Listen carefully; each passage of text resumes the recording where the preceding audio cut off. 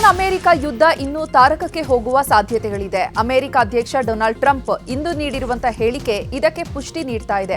ಶ್ವೇತಭವನದಲ್ಲಿ ಪತ್ರಕರ್ತರ ಜೊತೆ ಮಾತನಾಡಿದ ಡೊನಾಲ್ಡ್ ಟ್ರಂಪ್, ಇರಾನ್ ಅಮೆರಿಕ ಜೊತೆ ಡೀಲ್ ಮಾಡುವುದು ಬೇಕಿಲ್ಲ ಅಂತ ಆದ್ರೆ ಹೇಳಲಿ, ನಾವು ಇರಾನ್ ಸೇನೆಯನ್ನೇ ಮುಗಿಸಿ ಬಿಡ್ತೀವಿ ಅಂತ ಗುಡುಗಿದ್ದಾರೆ. ಕೇವಲ 25% ಟಾರ್ಗೆಟ್ ಮಾತ್ರ ಬಾಕಿ ಇದೆ ಅಂತ ಟ್ರಂಪ್ ಹೇಳಿದ್ದಾರೆ. ಇನ್ನು ಇದೇ ವೇಳೆ ನಾವು ಇರಾನ್ ಮೇಲೆ ಅಣ್ವಸ್ತ್ರ ಪ್ರಯೋಗಿಸಲ್ಲ ಅಂತ ಸ್ಪಷ್ಟಪಡಿಸಿದ್ದಾರೆ.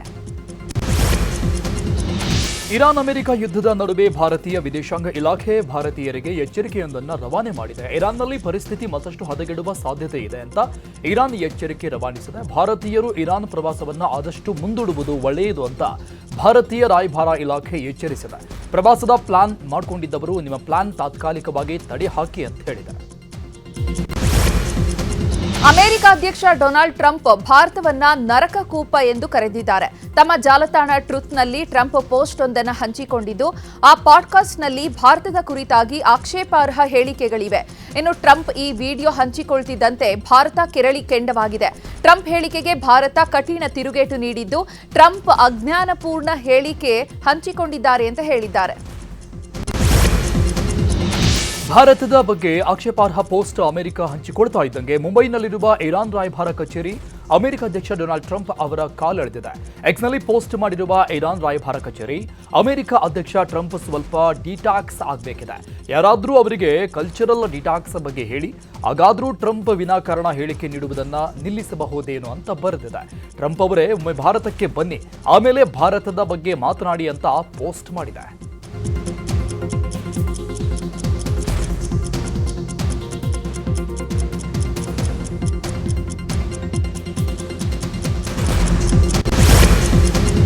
ಇಸ್ರೇಲ್ ಹಾಗೂ ಲೆಬನಾನ್ ನಡುವೆ ಯುದ್ಧದ ಕಾರ್ಮೋಡ ಇದ್ದೇ ಇದೆ. ಈ ಮಧ್ಯೆ ಇಸ್ರೇಲ್ ಮತ್ತು ಲೆಬನಾನ್ ಮಧ್ಯೆ ಕದನ ವಿರಾಮ ಘೋಷಣೆ ಮಾಡಲಾಗಿದೆ.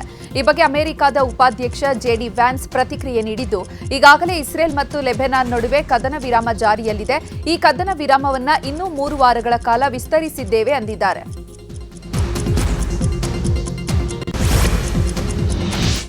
ಈಗ ಬಿಸಿಲು ಮತ್ತು ಮಳೆಯ ಸುದ್ದಿ ನೋಡೋಣ. ಕರ್ನಾಟಕದಲ್ಲಿ ದಿನೇ ದಿನೇ ಬಿಸಿಲಿನ ತಾಪಮಾನ ಹೆಚ್ಚಾಗ್ತಾನೆ ಇದೆ. ಬೆಂಕಿ ಬಿಸಿಲಿಗೆ ಗದಗ ಜನರು ಬಸವಳೆದಿದ್ದಾರೆ. ಹೀಗಾಗಿ ಮಡಿಕೆಗಳಿಗೆ ಭಾರಿ ಡಿಮ್ಯಾಂಡ್ ಕ್ರಿಯೇಟ್ ಆಗಿದೆ.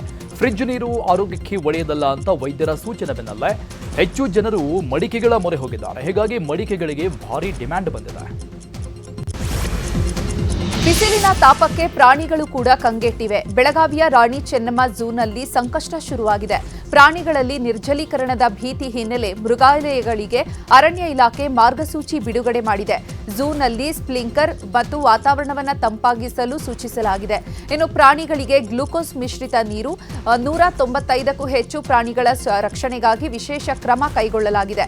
ಹುಲಿ, ಸಿಂಹ, ಚಿರತೆಗಳಿಗೆ ವಿಶೇಷ ಆಹಾರ, ಪಕ್ಷಿಗಳಿಗೆ ಹಣ್ಣು, ಕರಡಿಗಳಿಗೆ ತಂಪಾದ ಆಹಾರವನ್ನು ನೀಡಲಾಗ್ತಾ ಇದೆ. ರಾಜಸ್ಥಾನದ ಜೈಪುರದಲ್ಲಿ ಕೂಡ ಪ್ರಾಣಿ ಸಂಗ್ರಹಾಲಯದಲ್ಲಿ ಸಮಸ್ಯೆ ಉಂಟಾಗಿದೆ. ಜೈಪುರದಲ್ಲಿ ಸದ್ಯ 44 ಡಿಗ್ರಿ ತಾಪಮಾನ ಇದ್ದು ಬಿಸಿಲಿಂದ ಪ್ರಾಣಿಗಳು ಕಂಗೆಟ್ಟಿವೆ. ಇದೀಗ ಪ್ರಾಣಿಗಳ ಆರೋಗ್ಯದಲ್ಲಿ ಸಮತೋಲನ ಕಾಪಾಡಲು ಪ್ರಾಣಿ ಸಂಗ್ರಹಾಲಯದ ಅಧಿಕಾರಿಗಳು ಹರಸಾಹಸ ಪಡೆದಿದ್ದಾರೆ. ಬೆಳಗಾವಿ ಜಿಲ್ಲೆಯ ಝಂಜರವಾಡದಲ್ಲಿ ಮೊಸಳೆಯೊಂದು ನದಿ ಬಿಟ್ಟು ಗದ್ದೆಗೆ ನುಗ್ಗಿದೆ. ಜಮೀನಲ್ಲಿ ಮೊಸಳೆ ಕಾಣಿಸಿಕೊಂಡಿದ್ದು ಗ್ರಾಮಸ್ಥರು ಬೆಚ್ಚಿ ಬಿದ್ದಿದ್ದಾರೆ. ಕೂಡಲೇ ಅರಣ್ಯ ಇಲಾಖೆ ಸಿಬ್ಬಂದಿಗೆ ಸ್ಥಳೀಯರು ಮಾಹಿತಿ ಕೊಟ್ಟಿದ್ದು, ಸ್ಥಳಕ್ಕೆ ಆಗಮಿಸಿದ ಅರಣ್ಯ ಇಲಾಖೆ ಸಿಬ್ಬಂದಿ ಮೊಸಳೆ ಸೆರೆ ಹಿಡಿದು ಹಿಡಕಲ್ ಜಲಾಶಯದ ಬಳಿ ಬಿಟ್ಟಿದ್ದಾರೆ. ಬೇಸಿಗೆಯ ಬಿಸಿಲಿನ ನಡುವೆ ರಾಜ್ಯದಲ್ಲಿ ಬಿಯರ್ ಮಾರಾಟ ಭಾರೀ ಏರಿಕೆಯಾಗಿದೆ.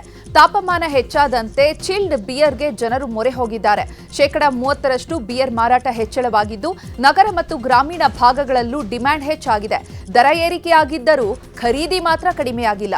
2025ರಲ್ಲಿ ಏಪ್ರಿಲ್ 1ರಿಂದ 18ರವರೆಗೆ 463.42 ಕೋಟಿಯಷ್ಟು ಮೌಲ್ಯದ ಬಿಯರ್ ಮಾರಾಟ ಆಗಿದೆ.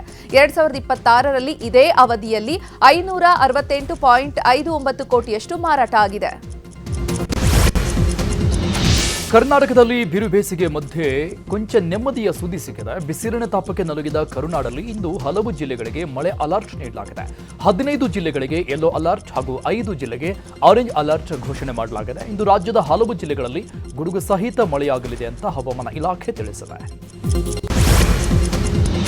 ಈಗ ನೀರಿಗಾಗಿ ಹಾಹಾಕಾರದ ಸುದ್ದಿ ನೋಡ್ತಾ ಹೋಗೋಣ.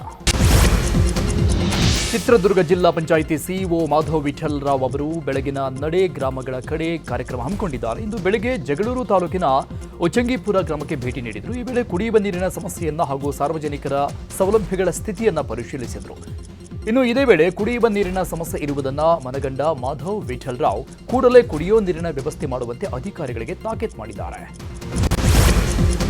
ಹಾವೇರಿ ಜಿಲ್ಲೆಯಲ್ಲಿ ಕುಡಿಯುವ ನೀರಿಗಾಗಿ ಹಾಹಾಕಾರ ಹೆಚ್ಚಾಗಿದೆ. ಇನ್ನು ವರದಾ ನದಿಯ ಅಂಚಿನ ಗ್ರಾಮಸ್ಥರು ನೀರಿಗಾಗಿ ಒರತೆಯ ಮೊರೆ ಹೋಗಿದ್ದಾರೆ. ಹೊಳೆ ನೀರು ಕುಡಿಯುತ್ತಿದ್ದಂತಹ ಗ್ರಾಮಸ್ಥರು ಈಗ ಒರತೆ ನೀರಿನತ್ತ ಶಿಫ್ಟ್ ಆಗಿದ್ದಾರೆ. ಹೊಳೆ ನೀರು ಶುದ್ಧವಾಗಿಲ್ಲ ಅಂತ ಗ್ರಾಮಸ್ಥರು ಕುಡಿಯಲು ಒರತೆ ನೀರಿನ ಮೊರೆ ಹೋಗಿದ್ದಾರೆ. ಜೀವದ ಹಂಗು ತೊರೆದು ನೀರಿಗಾಗಿ ಗ್ರಾಮಸ್ಥರು ಹರಸಾಹಸ ಪಡ್ತಿದ್ದಾರೆ. ಶುದ್ಧ ಕುಡಿಯುವ ನೀರು ಕೊಡಿ ಅಂತ ಜನರು ಸರ್ಕಾರದಲ್ಲಿ ಮನವಿ ಮಾಡಿದ್ದಾರೆ.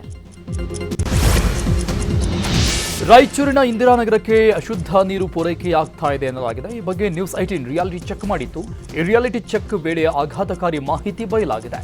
ಜನರಿಗೆ ಪೂರೈಕೆ ಆಗ್ತಾ ಇರೋ ನೀರು ಕುಡಿಯಲು ಯೋಗ್ಯವಲ್ಲ ಅಂತ ರಿಪೋರ್ಟ್ ಬಂದಿದೆ. ಇಷ್ಟಿದ್ರೂ ಕೂಡ ಜನರು ಅದೇ ನೀರನ್ನ ಉಪಯೋಗಿಸಬೇಕಾದ ಅನಿವಾರ್ಯತೆ ಇದೆ. ಬೆಂಗಳೂರಿನ ಸರ್ವಜ್ಞ ನಗರ ನಾಗವಾರದಲ್ಲಿ ಕಲುಷಿತ ನೀರು ಸರಬರಾಜು ಆಗ್ತಾ ಇದೆ ಅಂತ ನಿನ್ನೆಯಷ್ಟೇ ನ್ಯೂಸ್ 18 ವರದಿ ಬಿತ್ತರಿಸಿತ್ತು. ನ್ಯೂಸ್ 18 ವರದಿಯ ಬೆನ್ನಲ್ಲೇ ಬಿಡಬ್ಲ್ಯೂಎಸ್ಎಸ್ಪಿ ಎಚ್ಚೆತ್ತುಕೊಂಡಿದೆ. ಜಲಮಂಡಳಿ ಅಧ್ಯಕ್ಷ ರಾಮ್ ಪ್ರಸಾದ್ ಮನೋಹರ್ ಪ್ರತಿಕ್ರಿಯೆ ನೀಡಿದ್ದು, ನ್ಯೂಸ್ 18 ವರದಿ ಮೂಲಕ ನಮ್ಮ ಗಮನಕ್ಕೆ ಬಂದಿದೆ. ಎಲ್ಲೆಲ್ಲಿ ಕಲುಷಿತ ನೀರು ಸರಬರಾಜು ಆಗ್ತಿದ್ಯೋ ಅಲ್ಲಿ ಸಮಸ್ಯೆಯನ್ನು ಬಗೆಹರಿಸಲಾಗಿದೆ ಅಂತ ಹೇಳಿದ್ರು. ಈಗ ರಾಜ್ಯದ ಪ್ರಮುಖ ಸುದ್ದಿ ನೋಡೋಣ. ಟ್ರಸ್ಟಿಗಳ ವಿರೋಧದ ನಡುವೆ ಇಂದು ಹರಿಹರ ಪಂಚಮಸಾಲಿ ಪೀಠದಲ್ಲಿ ಬಸವೋತ್ಸವ ನಡೆಸಲು ವಚನಾನಂದ ಶ್ರೀ ಸಿದ್ಧತೆ ಮಾಡಿಕೊಂಡಿದ್ದಾರೆ. ಹರಿಹರದ ಪಂಚಮಸಾಲಿ ಪೀಠದಲ್ಲಿ ಕಾರ್ಯಕ್ರಮ ನಡೆಯಲಿದೆ.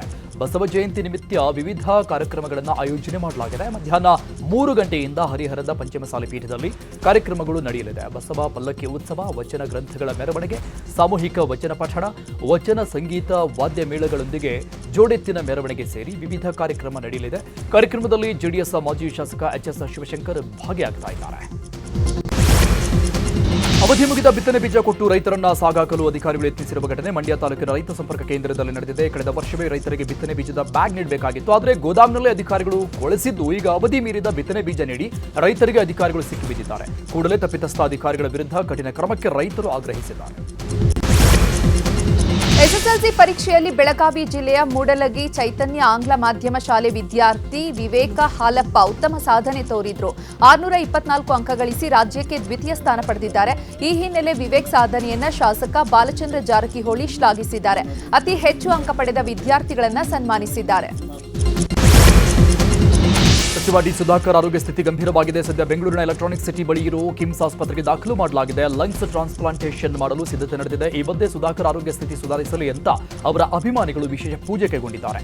ಚಿತ್ರದುರ್ಗದ ಹಲವು ಕಡೆಗಳಲ್ಲಿ ಸುಧಾಕರ್ ಅಭಿಮಾನಿಗಳು ವಿಶೇಷ ಪ್ರಾರ್ಥನೆ ಮಾಡ್ತಾ ಇದ್ದಾರೆ. ದಕ್ಷಿಣ ಕನ್ನಡ ಜಿಲ್ಲೆಯ ಸುಳ್ಯ ತಾಲೂಕಿನ ಪೆರಾಜೆ ಗ್ರಾಮದಲ್ಲಿ ಕಾಡಾನೆಗಳ ಕಾಟ ಜೋರಾಗಿದೆ. ಒಂದು ಒಂಟಿ ಸಲಗ, ಇನ್ನೊಂದು ಗುಂಪಿನಲ್ಲಿ 8 ಆನೆಗಳಿವೆ. ತೋಟದಲ್ಲಿ ಖಾಯಮಾಗಿ ಬೀಡು ಬಿಡ್ತಾ ಇದೆ. ಅಡಿಕೆ, ಬಾಳೆ, ಮೆಣಸು, ಕೋಕೋ ಹೀಗೆ ಎಲ್ಲಾ ಬೆಳೆಗಳನ್ನ ನಾಶ ಮಾಡ್ತಾ ಇದೆ. ಕೂಡಲೇ ಕಾಡಾನೆ ದಾಳಿಯನ್ನ ತಡೆಗಟ್ಟಬೇಕು ಅಂತ ಸ್ಥಳೀಯರು ಆಗ್ರಹಿಸಿದ್ದಾರೆ. ಈಗ ರಾಜಕೀಯ ಸುದ್ದಿ ನೋಡೋಣ. ದಲಿತರಿಗೆ ಒಳ ಮೀಸಲಾತಿ ಜಾರಿ ಹಿನ್ನೆಲೆಯಲ್ಲಿ ಇವತ್ತು ವಿಶೇಷ ಸಂಪುಟ ಸಭೆ ಕರೆಯಲಾಗಿದೆ. ಸಿಎಂ ಸಿದ್ದರಾಮಯ್ಯ ನೇತೃತ್ವದಲ್ಲಿ ಮಧ್ಯಾಹ್ನ 2 ಗಂಟೆಗೆ ಸಚಿವ ಸಂಪುಟ ಸಭೆ ನಡೆಯಲಿದೆ. ಮೀಸಲಾತಿ ಪ್ರಮಾಣ ಹೆಚ್ಚಿಕೆ ಸಂಬಂಧ ಗಂಭೀರ ಚರ್ಚೆ ಆಗಲಿದೆ. ಕಾಂಗ್ರೆಸ್ನಲ್ಲಿ ನಡೆಯುತ್ತಿರುವ ರಾಜಕೀಯ ವಿದ್ಯಮಾನಗಳ ಹೊತ್ತಲ್ಲೇ ಡಿಸಿಎಂ ಡಿಕೆಶಿ ಗೌಪ್ಯವಾಗಿ ಹೈಕಮಾಂಡ್ ಭೇಟಿ ಮಾಡಿ ಮಹತ್ವದ ಚರ್ಚೆ ನಡೆಸಿದ್ದಾರೆ. ಬಳಿಕ ದೆಹಲಿಯ ಕರ್ನಾಟಕ ಭವನದಲ್ಲಿ ಮಾತನಾಡಿದ ಅವರು, ದೆಹಲಿಗೆ ನಾನೇನು ಗಾಳಿ ಕುಡಿಯೋದಕ್ಕೆ ಬಂದಿಲ್ಲ, ಖಂಡಿತ ಪಕ್ಷದ ಕೆಲವರನ್ನ ಭೇಟಿ ಮಾಡಿ ಚರ್ಚಿಸಿದ್ದೇನೆ ಅಂತ ಹೇಳಿರೋದು ಈಗ ಚರ್ಚೆಗೆ ಗ್ರಾಸವಾಗಿದೆ. ಕಾಂಗ್ರೆಸ್ನಲ್ಲಿ ಅಲ್ಪಸಂಖ್ಯಾತರ ಟಾರ್ಗೆಟ್ ಹಿನ್ನೆಲೆಯಲ್ಲಿ ಕಾಂಗ್ರೆಸ್ ವಿರುದ್ಧ ಮುಸ್ಲಿಂ ಧರ್ಮಗುರುಗಳು ಸಿಡಿದೆದ್ದಿದ್ದಾರೆ. ಹೀಗಾಗಿ ಧರ್ಮಗುರುಗಳ ಜೊತೆ ಸಭೆ ನಡೆಸೋಕೆ ಸಚಿವ ಜಮೀರ್ ಅಹಮದ್ ಖಾನ್ ಮುಂದಾಗಿದ್ದಾರೆ. ಇಂದು ಸಭೆ ನಡೆಸಲು ಸಚಿವ ಜಮೀರ್ ನಿರ್ಧಾರ ಮಾಡಿದ್ದಾರೆ. ಹಾಸನದ ದೊಡ್ಡಬೀಕನಹಳ್ಳಿ ಗ್ರಾಮದಲ್ಲಿ ಆಂಜನೇಯ ಸ್ವಾಮಿ ದೇವಾಲಯವನ್ನ ಮಾಜಿ ಸಚಿವ ಎಚ್ಡಿ ರೇವಣ್ಣ ಉದ್ಘಾಟಿಸಿದ್ರು. ನಂತರ ಕಾರ್ಯಕ್ರಮದಲ್ಲಿ ಭಾಗಿಯಾಗಿ ಹಳೆ ಘಟನೆಗಳನ್ನ ನೆನೆದು ಕಣ್ಣೀರು ಹಾಕಿದ್ರು. ರಾಜ್ಯದಲ್ಲಿ ಇಂಥ ಕೆಟ್ಟ ಸರ್ಕಾರ ನಾನು ನೋಡಿಲ್ಲ, ಬಡ್ಡಿ ಸಮೇತ ತೀರಿಸುವವರೆಗೂ ರಾಜಕೀಯದಲ್ಲಿ ಇರ್ತೀನಿ ಅಂತ ಪಣ ತೊಟ್ಟಿದ್ದಾರೆ. ರಾಜ್ಯ ಸರ್ಕಾರದ ಸ್ವಾವಲಂಬಿ ಸಾರಥಿ ಯೋಜನೆಗೆ ಗ್ರಹಣ ಪಡೆದಿದೆ. ಕೇವಲ ಕಾರ್ಯಕ್ರಮ ನಡೆಸಿ ಬಿಲ್ಡಪ್ ಕೊಟ್ರಾ ಅಂತ ಈಗ ಪ್ರಶ್ನೆ ಮೂಡಿದೆ. 209 ಕೋಟಿ ಯೋಜನೆ ಅಂತ ಸರ್ಕಾರ ಹೇಳಿತ್ತು, ಆದರೆ ಇನ್ನೂ ಅರ್ಹರ ಕೈಗೆ ವಾಹನಗಳು ಮಾತ್ರ ಸಿಕ್ಕಿಲ್ಲ. ಇವೆಂಟ್ ಶೋ ಆಫ್ಗೆ ಮಾತ್ರ ಮಾಡಿದ್ದು ವಾಹನ ಮರಳಿ ಶೋರೂಮ್ಗೆ ಸೇರಿದೆ. ಕೂಡಲೇ ವಾಹನಕ್ಕೆ ಧನ ಸಹಾಯ ಮಾಡಿ ಅಂತ ಫಲಾನುಭವಿಗಳು ಮನವಿ ಮಾಡಿದ್ದಾರೆ. ಕೇಂದ್ರ ಸಚಿವ ನಿತಿನ್ ಗಡ್ಕರಿಗೆ ಜೀವ ಬೆದರಿಕೆಯೊಡ್ಡಿ 100 ಕೋಟಿ ಬೇಡಿಕೆ ಇಟ್ಟಿದ್ದ ಜೈಷ್ಗೆ ಉಗ್ರ ಸಂಘಟನೆಗಳ ಜೊತೆ ಲಿಂಕ್ ಇರೋ ಸ್ಫೋಟಕ ಮಾಹಿತಿ ಲಭ್ಯ ಆಗಿದೆ. ಹಿಂಡಲಗ ಜೈಲಿನಲ್ಲಿದ್ದ ಜೈಷ್ ಜೈಲಿಂದಲೇ ನಿತಿನ್ ಗಡ್ಕರಿಗೆ ಕರೆ ಮಾಡಿ ಜೀವ ಬೆದರಿಕೆ ಹಾಕಿದ್ದ. ಅಷ್ಟಲ್ಲದೆ 100 ಕೋಟಿ ರೂಪಾಯಿ ಹಣ ನೀಡುವಂತೆ ಬೇಡಿಕೆ ಇಟ್ಟಿದ್ದ. ಈ ಬಗ್ಗೆ ದೂರು ಕೂಡ ದಾಖಲಾಗಿತ್ತು. ಜೈಷ್ನನ್ನ ಎನ್ಐಎ ಹಾಗೂ ನಾಗಪುರ ಪೊಲೀಸರು ವಿಚಾರಣೆ ನಡೆಸಿದ್ದು. ಈ ವೇಳೆ ಭಯೋತ್ಪಾದಕರ ಲಿಂಕ್ ಬಗ್ಗೆ ಗೊತ್ತಾಗಿದೆ. ಸದ್ಯ ಜೈಷ್ನನ್ನ ಹೆಚ್ಚಿನ ವಿಚಾರಣೆ ಮಾಡಲಾಗ್ತಾ ಇದೆ. ವಿಮಾನದಲ್ಲಿ ಬಂದು ಕಾಪರ್ ಕಳ್ಳತನ ಮಾಡ್ತಾ ಇದ್ದ ಗ್ಯಾಂಗ್ ಈಗ ಪೊಲೀಸರ ಬಲೆಗೆ ಬಿದ್ದಿದೆ. ಯಶವಂತಪುರ ಪೊಲೀಸರು ಉತ್ತರ ಪ್ರದೇಶ ಮೂಲದ ರವಿ ಚೌಹಾಣ್, ಸಂದೀಪ್ ಮತ್ತು ಸೈಯದ್ ಎನ್ನುವವರನ್ನು ಬಂಧಿಸಿದ್ದಾರೆ. ಆರೋಪಿಗಳು ಉತ್ತರ ಪ್ರದೇಶದಿಂದ ಫ್ಲೈಟ್ನಲ್ಲಿ ಬಂದು ಬಿಎಸ್ಎನ್ಎಲ್ ಸಿಬ್ಬಂದಿ ರೀತಿಯಲ್ಲಿ ವೇಷ ಹಾಕಿ ಮಾಡ್ಯೂಲ್ ಮತ್ತು ಕಾಪರ್ ವೈರ್ಗಳ ಕಳ್ಳತನ ಮಾಡಿದ್ರು. ಪಾರ್ಕ್ನಲ್ಲಿ ಅಪರಿಚಿತ ವ್ಯಕ್ತಿ ಶವ ಪತ್ತೆಯಾಗಿರುವ ಘಟನೆ ಬೆಂಗಳೂರಿನ ಗಂಗಮ್ಮನಗುಡಿಯ ಶಿವರಾಮ ಕಾರಂತ ಬಡಾವಣೆಯಲ್ಲಿ ನಡೆದಿದೆ. 2 ದಿನಗಳ ಹಿಂದೆ ಕೊಲೆ ಮಾಡಿ ಚೀಲದಲ್ಲಿ ಮೃತದೇಹ ಕಟ್ಟಿ ದುಷ್ಕರ್ಮಿಗಳು ಬಿಸಾಡಿರುವ ಶಂಕೆ. ಗ್ರಾಮ ಪಂಚಾಯತ್ ಸದಸ್ಯನ ಭೀಕರ ಹತ್ಯೆ ಪ್ರಕರಣಕ್ಕೆ ಸಂಬಂಧಪಟ್ಟಂತೆ ಹಂತಕರನ್ನ ವಿಜಯಪುರ ಗ್ರಾಮೀಣ ಪೊಲೀಸರು ಬಂಧಿಸಿದ್ದಾರೆ. ರಾಯಚೂರಲ್ಲಿ ಅಬಕಾರಿ ಇಲಾಖೆ ಅಧಿಕಾರಿಗಳು ರೈಡ್ ಮಾಡಿದ್ದಾರೆ. ನಗರದ ಚಂದ್ರಬಂಡ ರಸ್ತೆಯಲ್ಲಿ ಕಲಬೆರಕೆ ಸೇಂದಿ ಮಾರಾಟ ಮಾಹಿತಿ ಮೇರೆಗೆ ದಾಳಿ ಮಾಡಿದ್ದು ಬ್ರೂಸ್ಲಿ ಅಲಿಯಾಸ್ ನರಸಿಂಹ ಅನ್ನೋರ ಮನೆಯಲ್ಲಿ ಅಕ್ರಮ ಕಲಬೆರಕೆ ಸೇಂದಿ ಪತ್ತೆಯಾಗಿದೆ. ಉತ್ತರ ಪ್ರದೇಶದ ಭಯೋತ್ಪಾದನಾ ನಿಗ್ರಹ ದಳ ಭರ್ಜರಿ ಕಾರ್ಯಾಚರಣೆ ನಡೆಸಿದ 2 ಶಂಕಿತ ಭಯೋತ್ಪಾದಕರನ್ನು ಬಂಧನ ಮಾಡಲಾಗಿದೆ. ತುಷಾರ್ ಚೌಹಾಣ್ ಅಲಿಯಾಸ್ ಹೆಜ್ಬುಲ್ಲಾ ಅಲಿ ಖಾನ್, ಸಮೀರ್ ಖಾನ್ ಬಂಧಿತರಾಗಿದ್ದಾರೆ. ಎಸ್ಯುವಿ ಕಾರು ಹೊತ್ತಿ ಉರಿದ ಪರಿಣಾಮ 3 ಸಜೀವ ದಹನವಾಗಿದ್ದಾರೆ. ರಾಜಸ್ಥಾನದಲ್ಲಿ ಘಟನೆ ನಡೆದಿದೆ. ಚುರು ಪ್ರದೇಶದಲ್ಲಿ ಟ್ರಕ್ಗೆ ಡಿಕ್ಕಿ ಹೊಡೆದ ಎಸ್ಯುವಿ ಇದ್ದಕ್ಕಿದ್ದಂತೆ ಬೆಂಕಿಗಾಹುತಿಯಾಗಿದೆ. ಉತ್ತರ ಪ್ರದೇಶದ ಹರ್ದೋಯ್ನಲ್ಲಿ ಅಗ್ನಿ ಅನಾಹುತ ಸಂಭವಿಸಿದ. ಬೆಳಂಬೆಳಗ್ಗೆ ಎಲೆಕ್ಟ್ರಾನಿಕ್ ಶೋರೂಮ್ ಹಾಗೂ ವೇರ್ಹೌಸ್ನಲ್ಲಿ ಬೆಂಕಿ ಕಾಣಿಸಿಕೊಂಡಿದ್ದು ಲಕ್ಷಾಂತರ ಮೌಲ್ಯದ ವಸ್ತುಗಳು ಬೆಂಕಿಗೆ ಆಹುತಿಯಾಗಿವೆ. ಮುಂಬೈನಲ್ಲಿ ಗುಜರಿ ಗೋಡೌನ್ಗೆ ಬೆಂಕಿ ತಗುಲಿದೆ. ಕುರ್ಲಾದಲ್ಲಿರುವಂತಹ ಗುಜರಿ ಅಂಗಡಿಯಲ್ಲಿ ಬೆಂಕಿ ಕಾಣಿಸಿಕೊಂಡು ಗೋಡೌನ್ ಸುಟ್ಟು ಭಸ್ಮವಾಗಿದೆ. ಕೂಡಲೇ ಸ್ಥಳಕ್ಕಾಗಮಿಸಿದ ಅಗ್ನಿಶಾಮಕ ಸಿಬ್ಬಂದಿ ಬೆಂಕಿ ನಂದಿಸಿದ್ದಾರೆ. ಅರುಣಾಚಲ ಪ್ರದೇಶದ ಸಿಎಂ ಪ್ರೇಮ ಖಾಂಡು ಕೇಂದ್ರ ಸರ್ಕಾರದ ಬಳಿ ವಿಶೇಷ ಬೇಡಿಕೆ ಇಟ್ಟಿದ್ದಾರೆ. ಸುಬಾನ್ಸಿರಿ ಪ್ರದೇಶದಲ್ಲಿ ಇಕೋ ಟೂರಿಸಂ ಆರಂಭಿಸಲು ಬೆಂಬಲ ನೀಡುವಂತೆ ಮನವಿ ಮಾಡಿದ್ದಾರೆ. ದೆಹಲಿಯಲ್ಲಿ ಎಫ್ಎಸ್ಎಸ್ಎಐ ಅಧಿಕಾರಿಗಳು ಹಲವು ಅಂಗಡಿಗಳ ಮೇಲೆ ದಾಳಿ ಮಾಡಿದ್ದಾರೆ. ಈ ವೇಳೆ ಹಲವು ಅವಧಿ ಮೀರಿದ ವಸ್ತುಗಳು ಅಂಗಡಿಯಲ್ಲಿ ಪತ್ತೆಯಾಗಿದ್ದು ವಶಕ್ಕೆ ಪಡೆಯಲಾಗಿದೆ. ಕ್ರೀಡಾ ಸುದ್ದಿ ನೋಡೋಣ. ಐಪಿಎಲ್ 19ನೇ ಆವೃತ್ತಿಯ 34ನೇ ಪಂದ್ಯದಲ್ಲಿ ರಾಯಲ್ ಚಾಲೆಂಜರ್ಸ್ ಬೆಂಗಳೂರು ಮತ್ತು ಗುಜರಾತ್ ಟೈಟನ್ಸ್ ತಂಡ ಮುಖಾಮುಖಿಯಾಗಲಿದೆ. ಬೆಂಗಳೂರಿನ ಚಿನ್ನಸ್ವಾಮಿ ಮೈದಾನದಲ್ಲಿ ಇವತ್ತು ಪಂದ್ಯ ನಡೀತಾ ಇದೆ.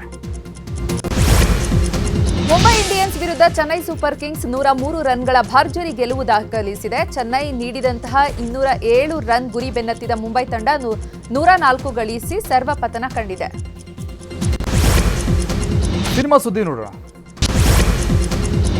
ರಾಜ್ಕುಮಾರ್ 97ನೇ ಹುಟ್ಟುಹಬ್ಬ ಹಿನ್ನೆಲೆಯಲ್ಲಿ ಅಣ್ಣಾವರ ಸಮಾಧಿಗೆ ರಾಘವೇಂದ್ರ ರಾಜ್ಕುಮಾರ್ ದಂಪತಿ ಪೂಜೆ ಸಲ್ಲಿಸಿದ್ದಾರೆ. ಅಣ್ಣಾವರಿಗೆ ಇಷ್ಟವಾದ ತಿಂಡಿ ತಿನಿಸುಗಳನ್ನು ಇಟ್ಟು ರಾಜ್ ಕುಟುಂಬ ಪೂಜೆ ನೆರವೇರಿಸಿದೆ.